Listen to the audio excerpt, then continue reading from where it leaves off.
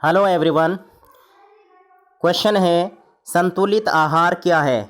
संतुलित आहार के निर्धारक तत्वों को स्पष्ट कीजिए। उत्तर, संतुलित आहार का अर्थ उस आहार से है जो शरीर की आवश्यकता अनुसार सभी पोषक तत्वों को प्रदान करता है।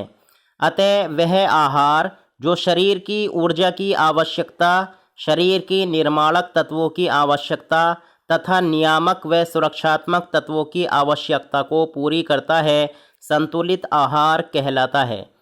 संतुलित आहार में ध्यान रखने योग्य बातें। संतुलित आहार की दृष्टि से हमें निम्नलिखित बातें ध्यान में रखनी चाहिए। नंबर 1, कम से कम 1/3 प्रोटीन प्राणीजन्य स्रोत से प्राप्त हो। नंबर 2, वनस्पतियों से उपलब्ध प्रोटीन एक ही स्रोत से प्राप्त ना की जाए, यह विभिन्न स्रोतों से प्राप्त होनी चाहिए, जिससे शरीर की आवश्यकता के अनुरूप सभी प्रकार के अमीनो अम्ल प्राप्त हो सकें। नंबर 3, वसा का लगभग 50% भाग जंतु वसा होनी चाहिए ताकि विटामिन ए प्रचुर मात्रा में प्राप्त हो सके। नंबर 4, भोजन में सब्जी और फल की मात्रा दाल अथवा मांस के भार की तुलना में लगभग 4 गुना अधिक होनी चाहिए, जिससे खनिज लवणों की पूर्ति हो सके। नंबर 5, भोजन को बहुत अधिक तापमान पर नहीं पकाना चाहिए। ऐसा करने से भोजन की पौष्टिकता नष्ट हो जाती है। उपर्युक्त विवरण द्वारा स्पष्ट है कि संतुलित आहार से विभिन्न उद्देश्यों की पूर्ति होती है। वास्तव में उसी भोजन को संतुलित भोजन कहा जाएगा जिससे व्यक्ति की भोजन या आहार संबंधी समस्त आवश्यकताएं पूरी हो जाएं। संतुलित भोजन की पर्याप्त मात्रा मिलने से हमारी भूख शांत हो जाती है तथा साथ ही साथ संतुलित भोजन लेने से हमें पर्याप्त मात्रा में ऊर्जा प्राप्त होती है, जो शरीर को सबल, सुदृढ़ एवं स्फूर्तिदायक बनाती है और हम पर्याप्त शारीरिक परिश्रम करने में सक्षम होते हैं तथा हमें थकान या कमज़ोरी भी महसूस नहीं होती है। संतुलित भोजन शारीरिक वृद्धि एवं विकास में सहायक होता है तथा इससे शरीर की कोशिकाओं में होने वाली निरंतर टूट-फूट की मरम्मत होती रहती है। संतुलित भोजन हमारे शरीर को संभावित रोगों से लड़ने की शक्ति प्रदान करता है तथा व्यक्ति में समुचित उत्साह एवं उल्लास बनाए रखता है। इसके अतिरिक्त संतुलित भोजन शरीर में कुछ शक्ति भी संचित करता है जो कि आपातकाल में काम आती है। सदैव संतुलित भोजन ग्रहण करने वाला व्यक्ति स्वस्थ एवं निरोग रहता है। भिन्न भिन्न व्यक्तियों के लिए संतुलित आहार भी भिन्न भिन्न होता है। संतुलित आहार के निर्धारक कारक। प्रत्येक व्यक्ति के लिए एक ही मात्रा एवं अनुपात में ग्रहण किया गया आहार संतुलित आहार नहीं होता है, क्योंकि भिन्न भिन्न प्रकार का कार्य करने वाले व्यक्तियों के लिए भिन्न भिन्न मात्रा एवं अनुपात में लिया गया भोजन ही संतुलित भोजन कहलाता है। संतुलित आहार के निर्धारण के लिए महत्वपूर्ण परिस्थितियों एवं कारकों का विवरण निम्न वर्णित है। नंबर 1, व्यक्ति की आयु। संतुलित भोजन के आयोजन के लिए संबंधित व्यक्ति की आयु को ध्यान में रखना चाहिए और यह सबसे अधिक आवश्यक कारक है।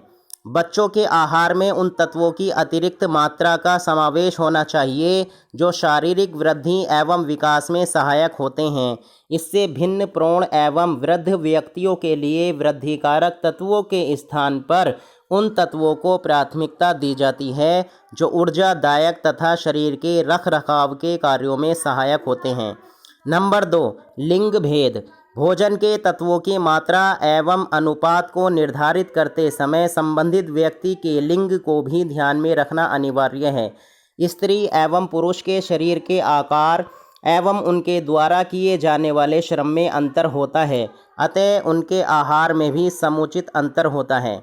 इसके अतिरिक्त स्त्रियों की गर्भ अवस्था तथा स्तनपान के काल में भोजन संबंधी आवश्यकताएं सामान्य अवस्था से कुछ भिन्न हो जाती हैं। अतः संतुलित भोजन के आयोजन के समय इन तथ्यों को ध्यान में रखना आवश्यक है। नंबर 3, व्यक्ति के शरीर का आकार। संतुलित भोजन के आयोजन के लिए संबंधित व्यक्ति के शरीर के आकार एवं मात्रा को भी ध्यान में रखना आवश्यक होता है। यदि व्यक्ति का शरीर काफ़ी बड़ा अर्थात लंबा एवं मोटा है तो अधिक मात्रा में भोजन की आवश्यकता होती है। इसके विपरीत छोटे कद के दुबले पतले व्यक्ति को कम मात्रा में भोजन की आवश्यकता होती है। इसके अतिरिक्त सामान्य से अधिक मोटे व्यक्ति के भोजन में उन पोषक तत्वों की मात्रा कम होनी चाहिए जो शरीर की वृद्धि में सहायक होते हैं। इसके विपरीत सामान्य से कम वजन वाले व्यक्ति के आहार में शारीरिक वृद्धि कारक तत्वों का भी समुचित मात्रा में समावेश होना चाहिए। नंबर 4, जलवायु। संतुलित आहार के निर्धारक कार्यों में जलवायु भी एक आवश्यक कारक है। सामान्य रूप से ठंडी जलवायु में भोजन की मात्रा गर्म जलवायु की अपेक्षा अधिक होती है। इसके अतिरिक्त ठंडी जलवायु में भोजन में ऊष्मा अथवा ऊर्जादायक तत्वों का अनुपात भी अधिक होता है। गर्म जलवायु में पसीना अधिक आता है, अतः ऐसी जलवायु में रहने वाले व्यक्तियों के भोजन में खनिज लवण भी समुचित मात्रा में होने चाहिए, क्योंकि काफ़ी मात्रा में ये लवण पसीने में भी निकल जाते हैं। नंबर 5, शारीरिक परिश्रम।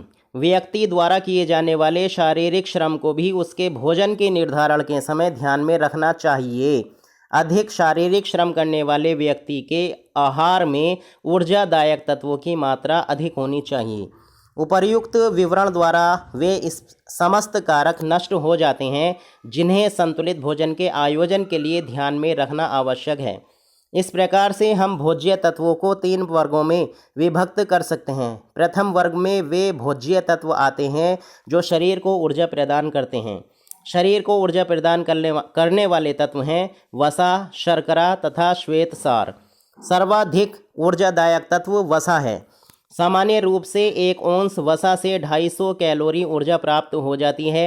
वसा के मुख्य स्रोत हैं घी, मक्खन, वनस्पति तेल, पशुओं की चर्बी तथा मार्गरीन आदि। वसा के अतिरिक्त शर्करा से भी ऊर्जा प्राप्त होती है। 1 औंस शर्करा से 171 कैलोरी ऊर्जा प्राप्त हो जाती है। शर्करा के मुख्य स्रोत है शक्कर, गुड़, फलों के रस, मुरब्बा, मिठाइयाँ आदि। ऊर्जादायक तीसरा तत्व है श्वेतसार।